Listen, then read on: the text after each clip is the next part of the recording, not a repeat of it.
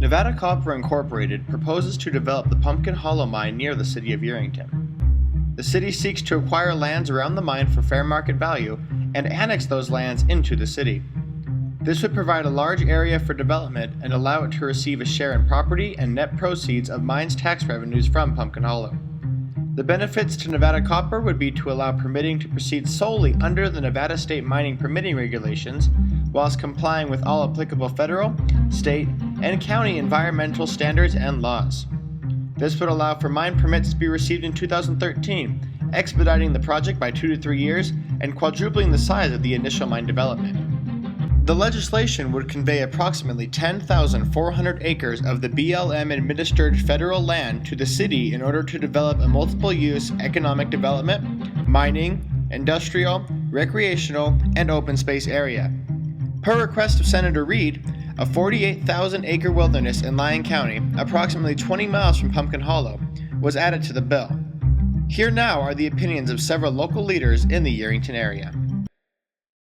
I don't necessarily come down on the side of wilderness, but I do come down on the side of jobs.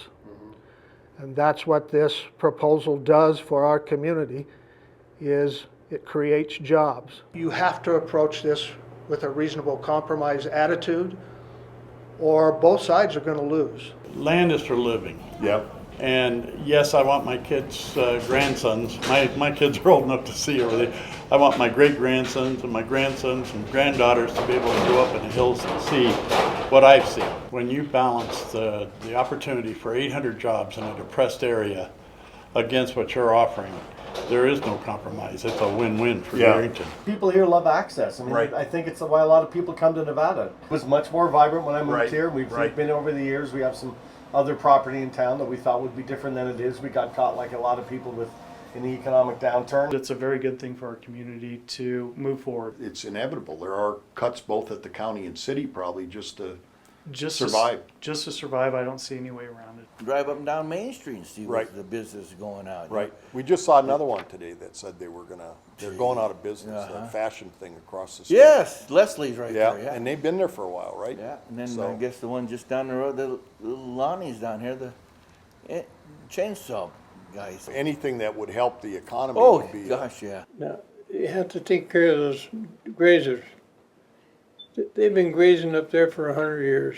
Tax revenues that could be as much as $20 million to Lyon County, who are desperate for new revenue sources. This project brings us into a reality of weaning ourselves off of federal government monies, which we've depended on for the last 10 or 20 years.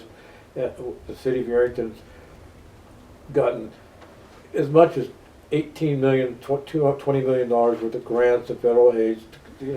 We want to be independent. We want to be producing our own cash. We want to not have to always go ask. And this is one way, this is the only way we could do it. 600 to 800 jobs, 1,000, 1,200 jobs more that come along with it. Let the city of Yerington survive. There's two issues here. One is jobs, and one is the wilderness component. The Yerington Lands Bill is not a wilderness bill. It is a jobs bill. This wilderness bill, if it gets passed, speeds up your process in Nevada Copper, provides the city of Yerington what they need to grow the city, and provides the county much needed jobs and much needed tax revenues to get us above and beyond where we are right now. The city ownership, though, is not a big downside for the county. It's actually a benefit to us. Yeah. Because we still get the property tax. It comes into our general fund and we put it throughout the county. We don't just earmark it for Smith Valley or Mason Valley. It goes into the general fund. Right, it's the county general fund, which is all of the county. Correct, and that's the benefit of having something like this move into our region. Could be a big impact if we can get this done, and the sooner the better would be a safe statement. Yes.